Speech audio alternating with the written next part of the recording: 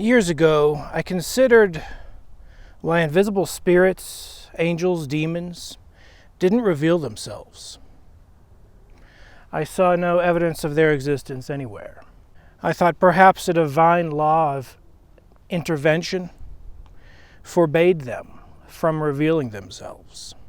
As I grew older and experienced from firsthand witnessing these entities appearing in a physical form, poltergeist activity, moving physical objects, hearing them, feeling them, sensing them, I saw from firsthand experience they will reveal and harass anyone they choose. Being chosen feels very unlucky sometimes, but it's a double-edged sword. You can see it as a blessing, you can see it as a curse. Sometimes I see it as both. After they reveal themselves to me, angels, spirits, demons, you are marked as a knower. I do believe divine intervention laws exist. I don't know exactly how they work, but I know they are there. I know that's the reason why most people don't experience first-hand contact with a spirit, an angel, or a demon. I do know whatever my circumstances are, demons in particular don't have to bend too many laws to reveal themselves to me. So this video is about divine intervention, laws specifically. Do divine laws exist? Cosmic laws of the universe, do they exist? Which prevent higher dimensional beings from revealing themselves to lower dimensional beings. Most definitely, these laws do exist on many different levels. I can think of 2 levels off the top of my head.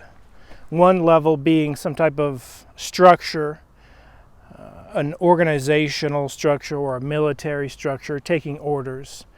You're forbidden from contacting this lower species, kind of like an alien contact situation you see in sci-fi all the time. But the other reason why they are forbidden is more the architecture of the universe that I can think of off the top of my head. There are physical barriers or non-physical barriers. There are dimensional barriers that exist preventing higher dimensional beings from contacting lower dimensional beings, whether they wanted to or not. So perhaps they need permission, perhaps they need power, access to a gateway they don't have access to. It's hard to say, but in the year 2010, a demon sat in my closet on a box, a cardboard box. It was about 11:04 p.m. It sat on a cardboard box.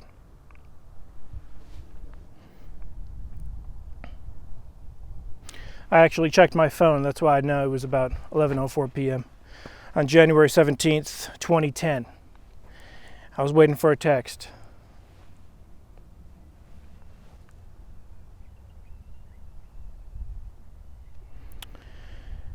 And no more than 2 or 3 minutes later, the exact same sitting on a box sound came from my closet. So at this point it would have been 11:07, 11:08, somewhere around there. The entity proceeded to stand up, I assume, or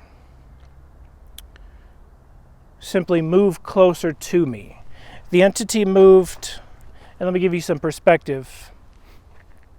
The closet was open, the door was open. The box was in the closet, and so it was wide open, I could hear it. Sit down twice. And then the entity moved closer to me. But the box, specifically from my bed, I was laying down. I wasn't sleeping. I was literally waiting for a text. So maybe I was laying down on my back or in the direction of the closet.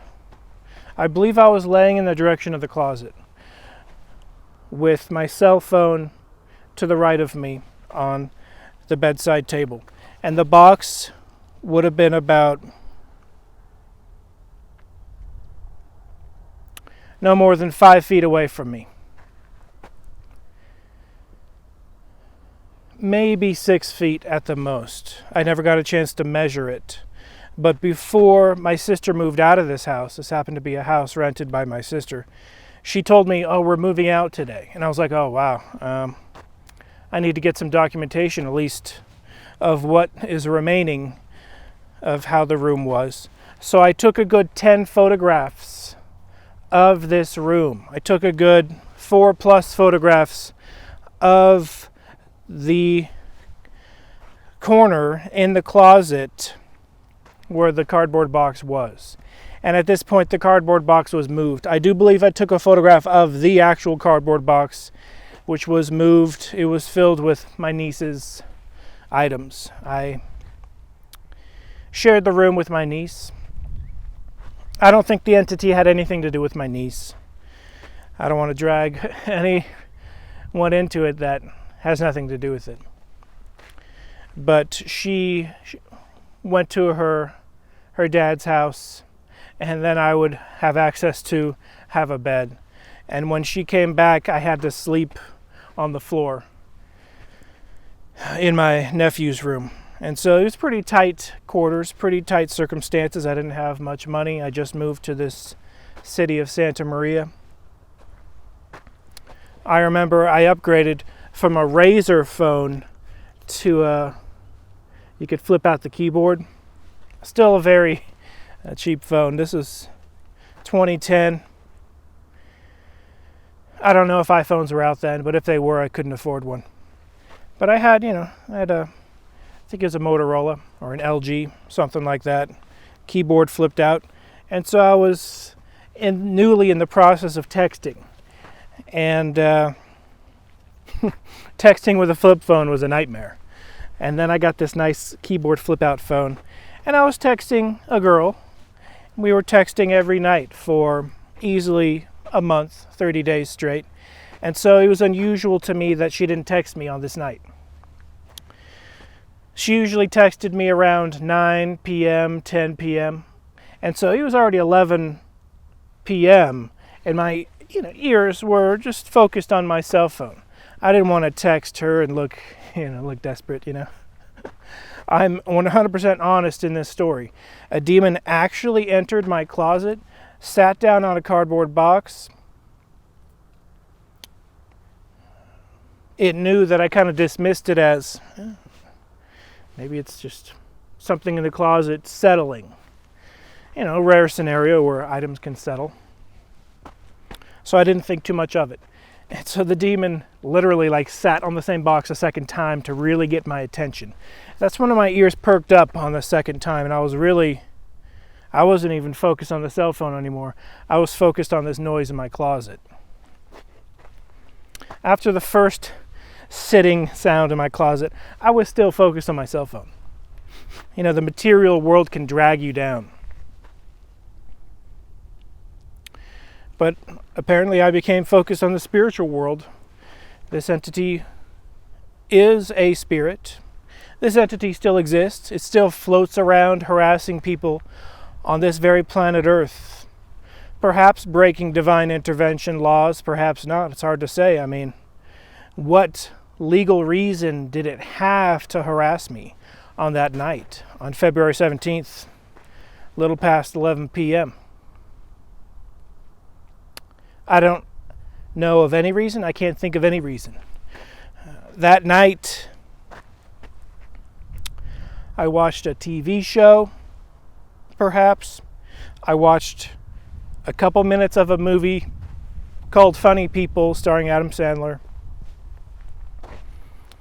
And the person I was with, watching the movie with, they didn't particularly like foul language. And I think there's an F-bomb dropped in the first 15 minutes of that movie.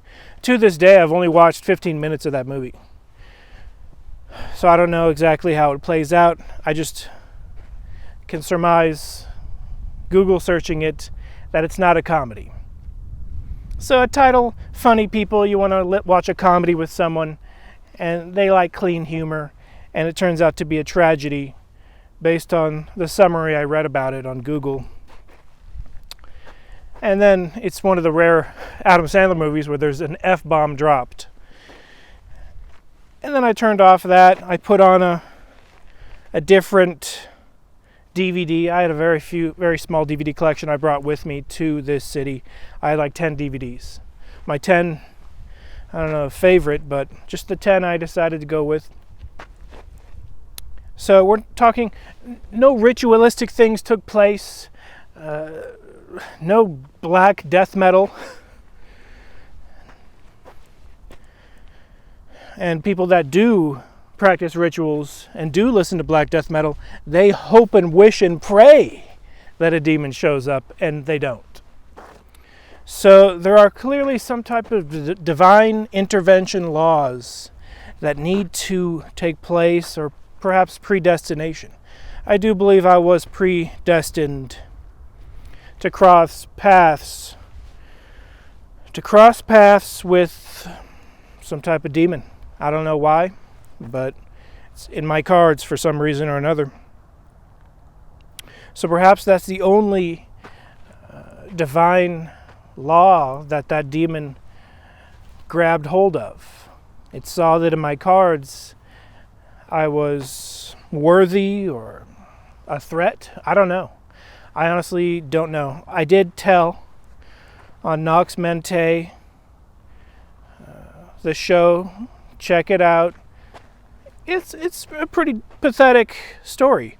So if I were to be lying, I wouldn't reveal that I had no friends in this new town I just moved to. Even my family members could be pretty rude to me. No one would go to the movies with me. It's a pretty sad, depressing situation.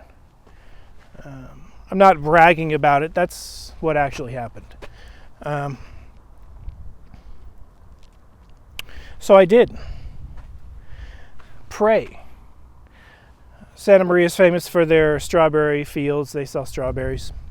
It's also famous for the Michael Jackson trial that took place.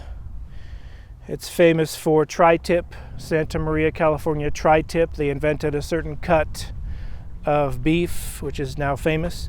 I remember living in the area and tri-tip being brand new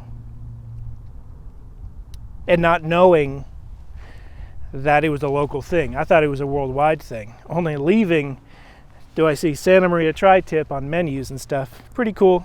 So they're famous for tri-tip, Michael Jackson's trial, and strawberries. They sell strawberries. Perhaps in the future, Santa Maria is going to be famous for demons.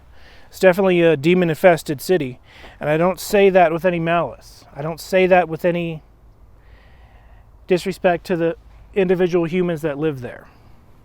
Bless them and protect them, because the demons that are there are real. In no way am I trying to disparage the citizens of that city. They need to be extra strong, extra vigilant in their own disciplines, their own beliefs. I never push any belief system. But I was particularly down one day, and I went to the strawberry fields, which were literally a couple blocks from my house, or my sister's house, the house I was living in. And it was maybe 10 p.m., 11 p.m., 12 a.m., I can't remember. It was pretty late. Pitchness of the dark night. And I walked into the strawberry fields. I had to walk a distance until there was no fence, and then I just walked into them. They weren't bloomed or anything. It was just tilled dirt at that point. So I walked into the tilled dirt a ways, maybe 30 feet in, 40 feet in, maybe 50 feet in, maybe 100 feet in. I don't know. I can't remember. Let me think. Could have been a good 100 feet into the fields. I know the general area of where it was. I knelt down and I prayed. This is exposing myself. This is really opening up. Feel free to make fun of me, but this happened. Just as much as the demon appeared in my closet, this happened. And I think this is why the demon appeared in my closet. I prayed, I need some friends. No one will even go to the movies with me. It's pretty pathetic. And I turned around and there was a light from one of the farmers' guards or whatever the case. I mean, they're very protective of their crops.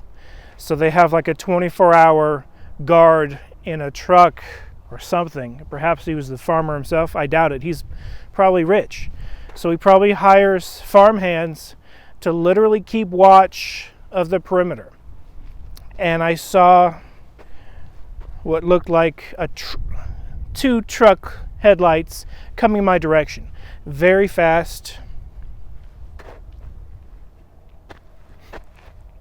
We're talking, they would have gotten to me in 1 minute's time. So I took off, I ran off. Only 100 feet in, I was able to cross the street and run back home before they saw who I was. And I apologize if I damaged the tilled, perhaps seeded strawberry crop, but I'm sure they're all right. Strawberry Fields. So, I'm a huge fan of that Beatles song, Strawberry Fields, and kind of has a different meaning for me because I didn't record when the prayer took place. And I don't go out and pray in public. That's a rare scenario for me. I don't know why I was inspired to go out and pray in the freaking... Oh, okay. Let me think. You know what? A couple days before I went out in the strawberry fields, and I'm recalling this for the first time in a while, I kind of blocked it out. But this is what happened. I asked someone if they'd go to the movies with me. I think it was one of the Sherlock Holmes movies with Robert Downey Jr., just to give a time frame of when this was. I could be wrong, but I do remember going to that movie with an acquaintance, a fleeting friend, the type of friend that will be your friend on Facebook and give you a hard time and then delete you from Facebook and never talk to you ever again. So I can't really call him a friend, but this guy was nice for a few weeks to me. My car did break down and he did help me by letting me drive his car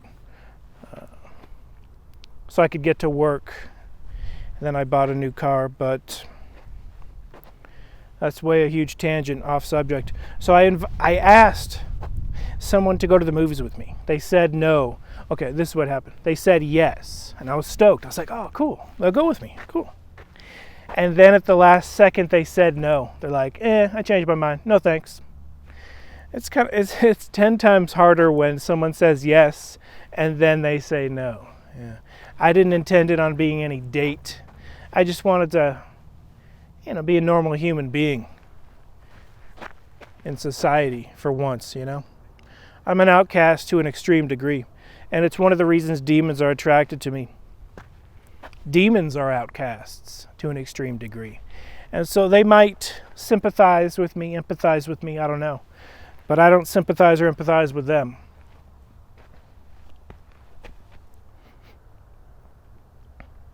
I'd rather they leave me alone, to be honest.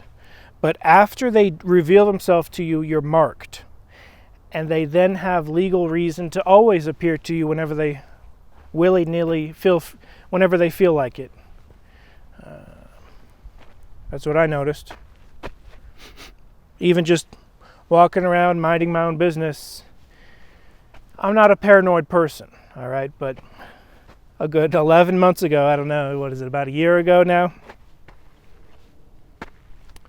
No, it was about 11 months ago. A demon did enter my room. So luckily, it doesn't happen every day anymore.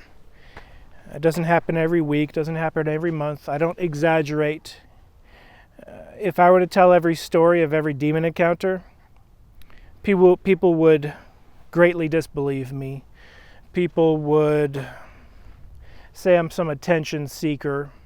And the demons know that, all right? It's one of the reasons why they're comfortable revealing themselves to a lone wolf outcast like me.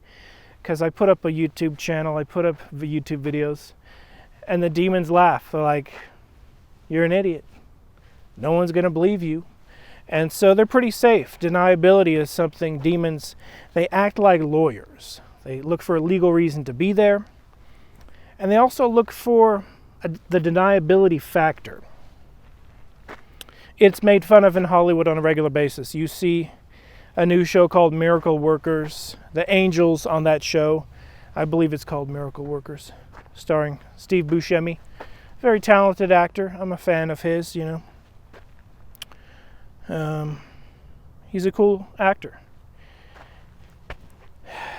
People have called that show blasphemous. Yeah, I personally am not a fan of making fun of God, but I can see the humor in the show, specifically the aspect of angels not being able to do much to prove or help or answer prayers. Like someone loses their keys in the snow, and the angel in charge of answering prayers, which is one guy, that's a joke in and of itself, that prayers never get answered, supposedly. He melts one snowflake at a time and it takes a great amount of time until the lady can find her keys. Prayer answered. That's making fun of the divine intervention laws that are talked about, joked about, laughed about, but I do believe exist. And as far as that show's take on prayers being answered so rarely that it's a joke, prayers do get answered. I've had a few prayers immediately answered within seconds. So people that say that prayers are never answered immediately probably haven't prayed enough to find out that rarely, in a rare occurrence, in rare situations, you do and can receive immediate answers. It's rare, I admit, it's rare. But I've had at least 2 or 3, now I could think of 3 occasions where I had an immediate response after praying. As far as praying in the strawberry field, kind of backfired to an extreme extent. So I do not recommend going out in the public and praying in public. Even though it was pitchness of black around 11 p.m., 12 a.m., whenever it was, I can't remember. It was dark, no one was around. No one saw me go, and only one guy in the truck, which was guarding the crops, saw me leave.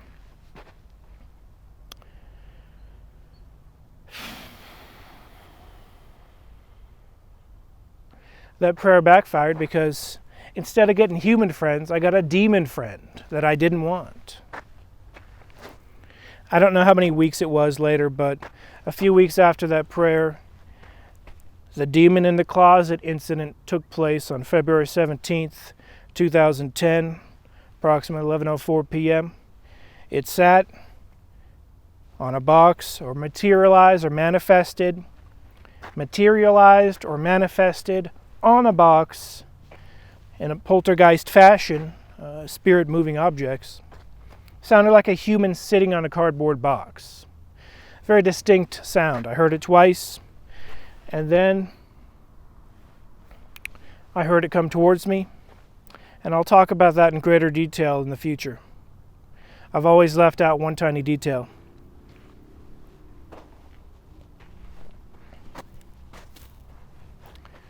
I've always left this tiny detail out because perhaps I want to see if anyone else experienced the same thing. So I left one tiny detail out that's significant, that's key, that's very distinct and very obvious. It can't be confused. If I hear someone talk about it, I will know they too experienced it. And then the entity walked through my body, or passed through my body, floated through my body. I couldn't see it. It was in the dead of night. So, I don't know, approximately 11:14, I think, is when I looked at my phone after it left. So the entire incident took place between about 11:04 p.m. to 11:14 p.m., around that time frame. Maybe 11:15 p.m., somewhere around there. When the entity came close to me, it walked through my body.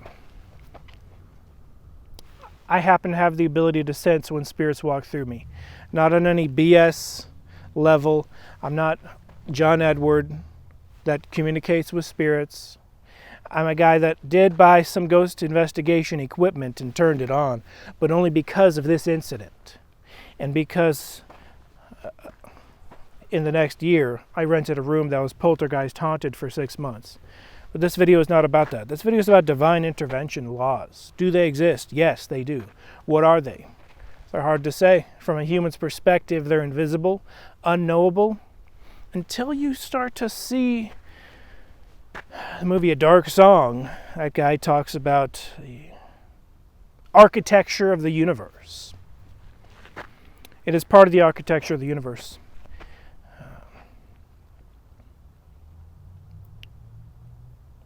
But demons can pop down into our dimension, jump down into our dimension, materialize, manifest into our dimension, and they can walk through us. And if you can't know when they walk through you, you're normal. So don't fret, you're normal. I happen to not be normal. I can sense and feel when a spirit passes through my body. Walks, I call it walks, because I have the sensation they're literally doing this through my body. They're walking through my body. From their perspective, I'm a ghost, and they can just walk right through me.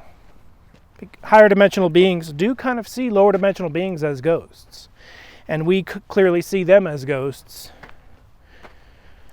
It's just a dimensional separation. We can pass through each other. We can walk through each other. And after thinking of them walking through each other, walking through us, I thought, are they solid to each other?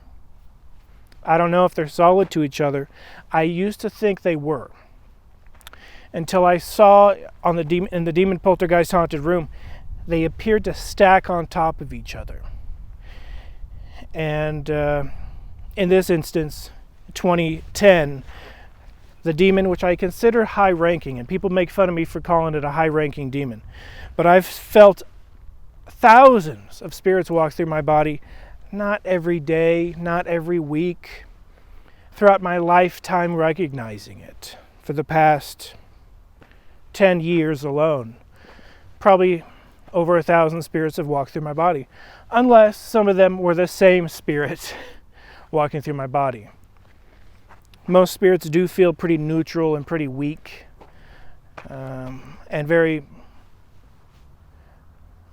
you might say, insignificant. On a level of, they're pretty anonymous because they feel very similar to most of the generic spirits that seem to walk through me. But on occasion, a really evil one will walk through me. You can almost feel the emotions of the spirit as it walks through you.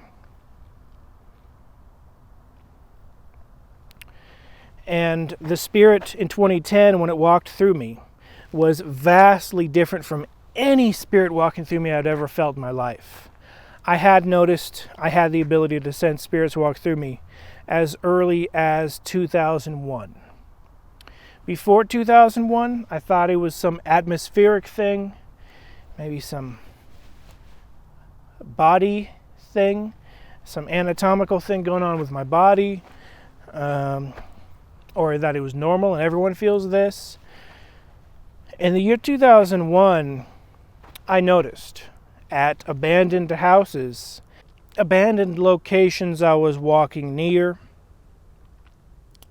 It's not only just abandoned, it was old, particularly old locations, old houses, old structures. I did feel them walk through me to the point where I realized and recognized and had an aha moment. This is a spirit saying hi. What the heck? This is a spirit saying hi. Or that's how I first interpreted it in 2001. I thought of it as a spirit saying hi. But now I think it's a spirit discerning my spirit, a spirit gauging my perhaps level of compatibility for possession, who knows. But it's definitely a gauging, testing more than it is saying hi.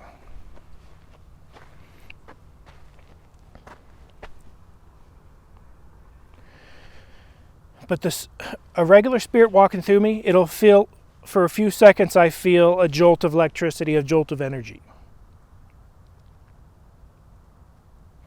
I can feel it entering from the right to left to right, front to back, or back to front. I've never noticed it enter top to bottom or bottom to top. And then I found a Buddhist teacher that talked about that, how he knew or knows or experienced, or perhaps it's in his particular sect of Buddhism, but he said spirits enter you north, south, east, or west, and no other direction. And he said when they enter you, north to south, you're supposed to point in the direction they entered and tell it to keep on moving. He said that's one way you can cast them out of your life. I've never tried that. I guess I'd be open to testing that out, but my gut instinct is to not respond. I went to the OK Corral. Here's just a generic spirit walking through me experience. I went to the OK Corral for the first time a number of years ago. 10 steps into the corral itself, I stood and just looked at the antique wagons. I was just standing looking at the antique wagons for the first time in this corral area, and a spirit very distinctly walked straight through me, front to back. And when it happened, I was like paranoid that he would follow me. So I acted like nothing happened. That's usually my response, acting like nothing happened. It was a sort of a strong spirit. It was stronger than normal. I didn't know if he was a tourist spirit. I seriously doubt he was one of the victims of the OK Corral shootout, because I don't personally believe humans hang out where they died. That's my personal belief. I can't prove it, but that's just something I tend to believe, that spirits of humans that die ascend to a human spirit dimension. And that's just, I can't prove it. That's my own theory on that. But I would say, if the average spirit that walks through me is a 1, the OK Corral spirit might have felt like a 3. Really got my attention.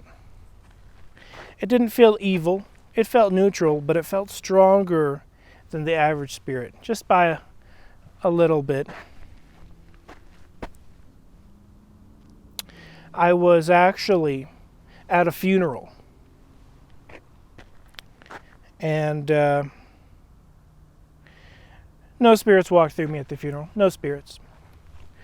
But then the next day, or the next week, I think it was the next week,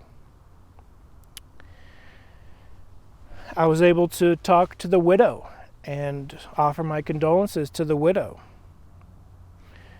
And a spirit walked through me. Very obviously. I would say probably a 3. Again, a 3. And my immediate thought was, wow, is this the guy that passed away? And my second thought was, don't tell the widow. Do not mention it to her. She will think you're making fun of the grave situation. She's in a grieving process. The last thing she needs is to hear that a spirit just walked through me. No siree. But I did have the feeling that it was the guy saying hi or goodbye. He recognized me. I did see him a few times before he passed away. So I do think human spirits can linger a couple weeks. But after that, I personally believe they go up to that human spirit dimension. I don't push any dogma,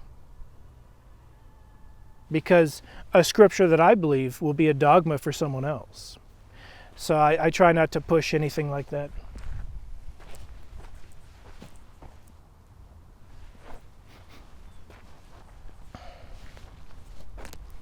I'm going to be moving the camera. Let's move the camera a little bit. I'm moving the camera because I can't see what's going on. Hopefully We are filming.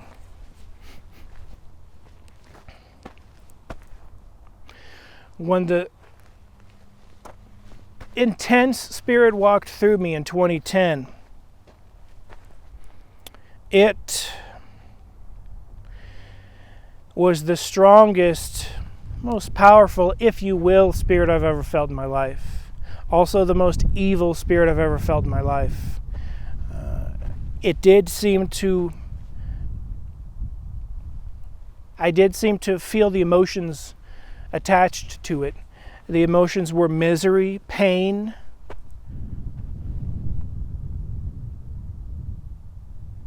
hatred. It definitely had some type of intensified, magnified, evil, ominous presence and feeling, and it walked through my stomach specifically. I was laying on my back or my side.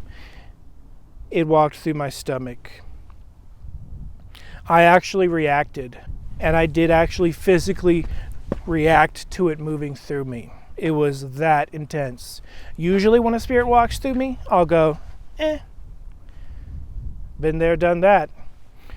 Or I'll think that in my head, and I might occasionally have a slight physical response, but I try to keep it as minimal as possible, to the point where I'm so used to it that I will usually respond like this. No response at all. So I think some spirits are looking for a response. So I try not to give them a response. That way, hopefully, they don't think I can sense them. If they don't know I can sense them, I consider myself a little bit safer from their harassing, theoretically speaking. But I felt it walk through my stomach, coming from this direction, right to left. And then it did make a bit of a turn around the middle of my stomach, and it continued right to left, but it turned toward the window. The window was over here. So I assume it went out the window after it walked through me. But it walked through me slower than any spirit that has ever walked through me in my life. It walked through me slower than any spirit has ever walked through me in my life. Most spirits walk through me like this.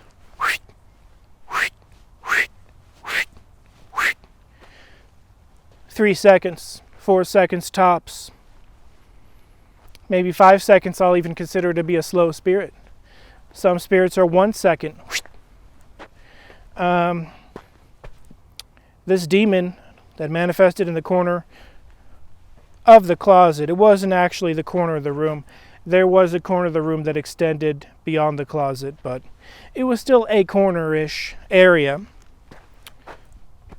of the closet on top of a box. It took a good 30 seconds to walk through me. It walked through me as slow as I've ever felt in my life. On top of feeling pain and misery and anguish and hatred as it walked through me, it felt like a stomach ache was moving through my body. And the second it was out, it was gone. I didn't feel it anymore. But the significant thing I felt in this incident is I felt a great number of spirits following the spirit. So the average 1, 2, or 3 spirit that walks through me, I have a sense and am familiar with feeling that sensation. It feels like electricity moving through my body, and I've been electrocuted. When I was 4 years old, I was electrocuted, and I consider that possibly my origin story on how I can feel spirits. Don't attempt it yourself at home, please. It was a freak accident. But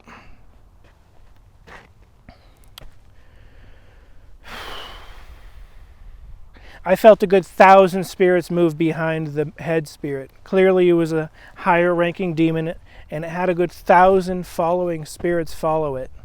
Someone told me it's probably the devil. I've never jumped to the conclusion that this entity was the devil. I've never jumped to that.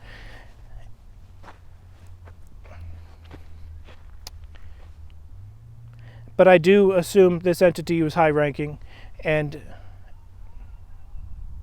possibly a general of the devil. I'll tell you this, whoever this demon was, he was the highest level, ranking, whatever the case, the most evil, ominous, had the most followers of spirits behind it. The only instance of me feeling the followers move through my freaking body. So I understand some texts will say, oh, this demon has a legion, this demon has 2 legions, this demon has 12 legions. I never read any of those things until after this happened to me. A couple years later, 1 year later, I rented a room that was poltergeist haunted. I believe this high-ranking demon assigned these 2 poltergeist demons after me. I believe this demon that walked through me in 2010, I had a feeling it was there all night, watching me all night. And that it chose to manifest when it knew I was listening for a text that would never come. And I think it stalked me until I rented a room, and I think it assigned 2 of the spirits that follow it to follow me, or at least hang out in my room. And these aren't ordinary spirits. They're demon poltergeists. They moved objects. I'm a first-hand eyewitness. I'm only wearing sunglasses because of the sun. I'm a first-hand eyewitness to poltergeist activity. I saw actual objects move in front of my face. On many occasions, I told them to leave. They always came back 1 hour later. On one night, I commanded them to leave in the name of God. I don't like to throw religion in, so I'm not going to say what name of God. I don't like to force any religion on people. Believe what you want to believe. But spirits exist. Spirits are real. Good ones exist. Evil ones exist. But on one night, I commanded them to leave in the name of God. And in front of my closet, totally different room, I was renting a room I found on Craigslist for $400 a month. Totally different room, totally different closet. In front of the closet, the closet door was opened, but I had 3 cardboard boxes stacked. They knocked stuff around all night, that particular night. They would knock over my pencils, knock over half-empty bottles of water. They would just knock over whatever they could find that was small. Their ability was definitely weak. I made fun of them at one point. I said, oh, you can do as much, you can move as many objects as I can with my index finger. Congratulations. I actually said my pinky finger, and then I said, maybe my index finger. And they really got pissed off, but I just want to focus on the boxes. I walked around my room after they're really knocking over stuff. I said, hey, keep it down, dude. Keep it down. I did try to talk to them like a human to human. They didn't respect me at all. I commanded them to leave. On their way out, they knocked over 2 boxes. The boxes might have had clothes in them. They were definitely not particularly heavy boxes. But it was the more heavy thing they'd ever knocked over in the 6-month time I was poltergeist haunted. Those 2 poltergeist demons walked through me every single night, but I only felt one spirit. I think they, in tandem, walked through me at the same time. They felt like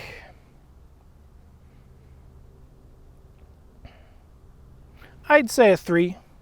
I'd say they felt like a 2 or a 3 level. Oh, the 2010 incident, since I don't have any way to gauge other spirits, that high-ranking demon that I call a high-ranking demon, in 2010, I would say it was a 10-level spirit walked through me, 10 level, with many 1, 2, and 3 level spirits following it. I say 1,000 because it felt like a trail. As the entity walked through my stomach right to left and then made that turn toward the window, there was a residual trail, which felt exactly like a strength 1, 2, or 3 spirit. I can't say I have felt 4, 5, 6, 7. Let me think. 4, 5, 6, 7. Nah, I would say I felt 1, 2, 3, 4, 5, 6. And this gets in the realm of, creating some new classification that no one can understand or identify with, empathize with, understand. But I think there have to be a few people out there that also feel spirits walk through them. But the freaking demon with spirits following it in 2010 felt like a 10. How else do I rank these things,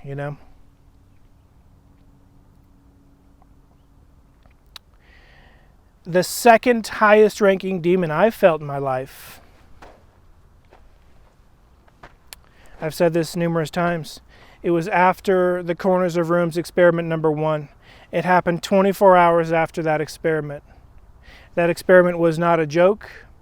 I didn't set off the REM pod. A demon did. At the time, I didn't know a demon did. I just thought some random spirit did at the time. 24 hours later, as I was going to bed, I laid down, and a demon immediately walked through me.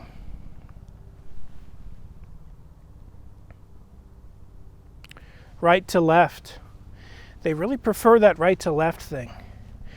But in the poltergeist haunted room, on one occasion, a demon walked through me right to left, one of the poltergeist demons, and I believe the second poltergeist demon walked through me left to right. They wanted me to think it was the same one. Rare occasion. They never walked through you twice in one night. So close.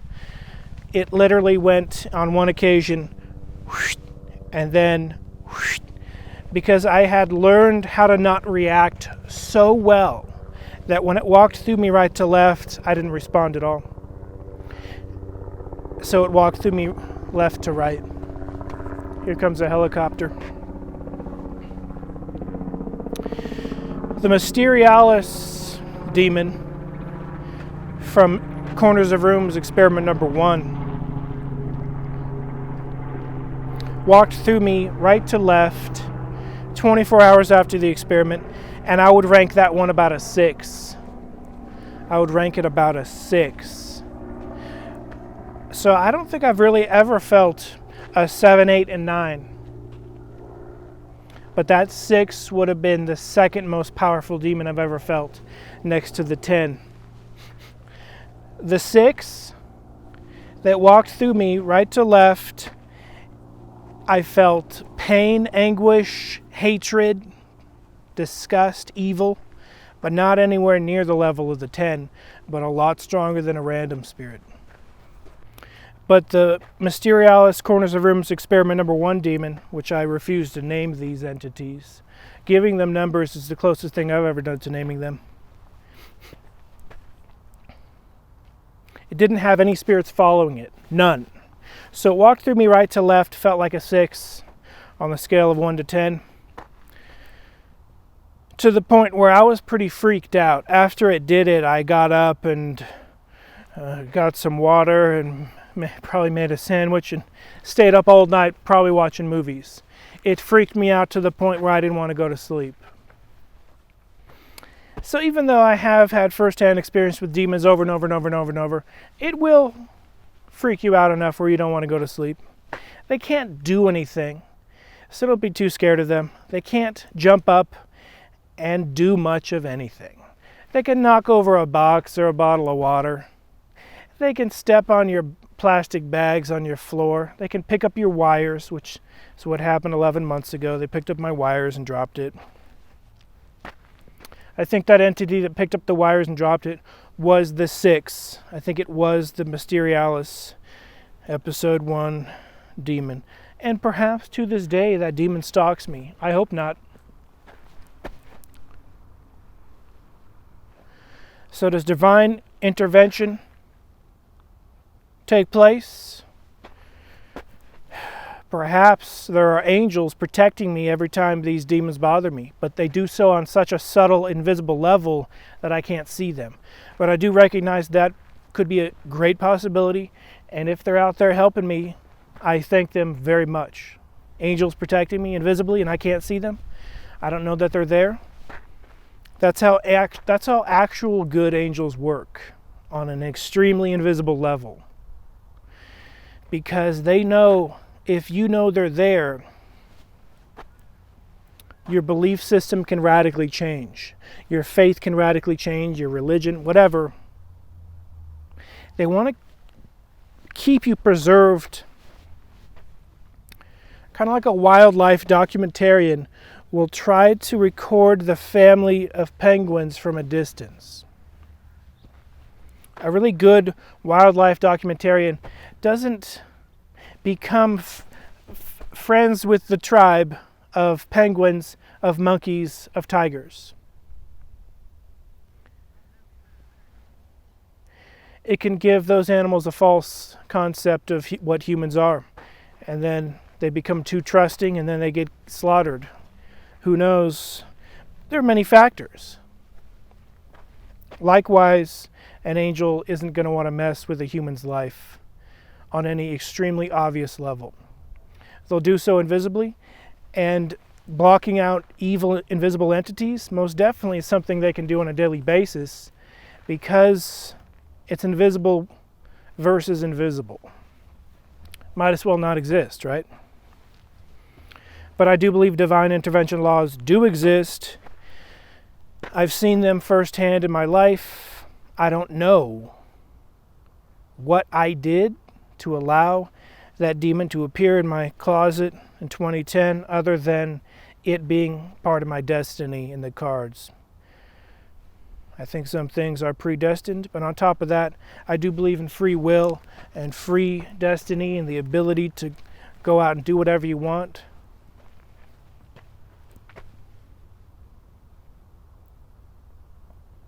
Hopefully I can take this experience, which was pretty negative, and turn it into something positive. I did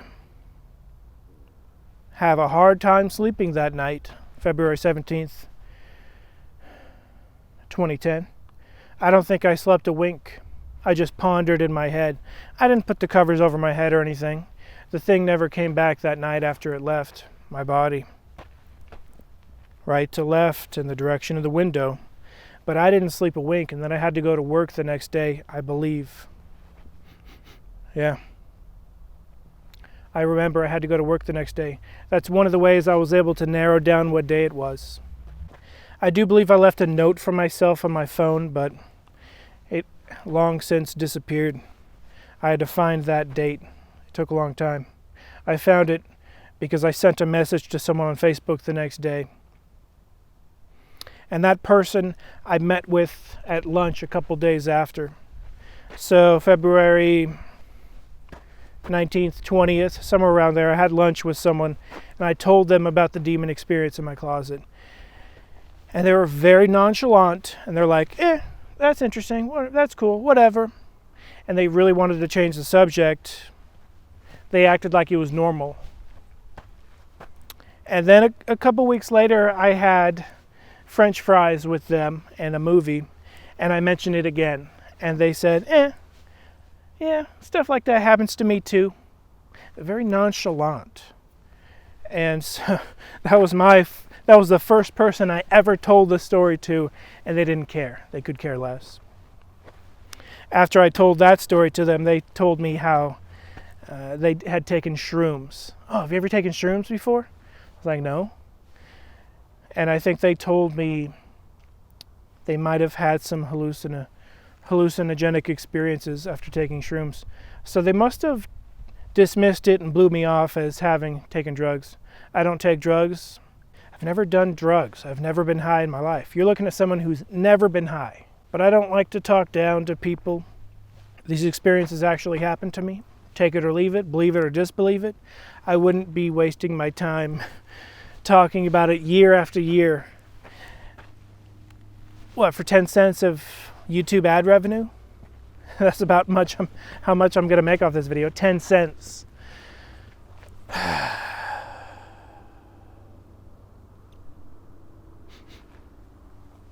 don't do it for attention.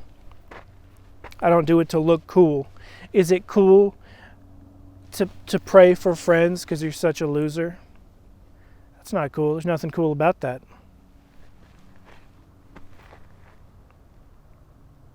It's definitely not cool to lie about such stories. Super uncool. But in my case, I'm telling the truth on all of these stories, A to Z.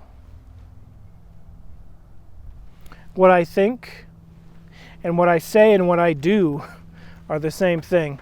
I just saw a corny movie where they're quoting, I believe Gandhi said that. And I hope to strive to be exactly, think and do and say the same thing. I'll tell you one thing, I live it every day.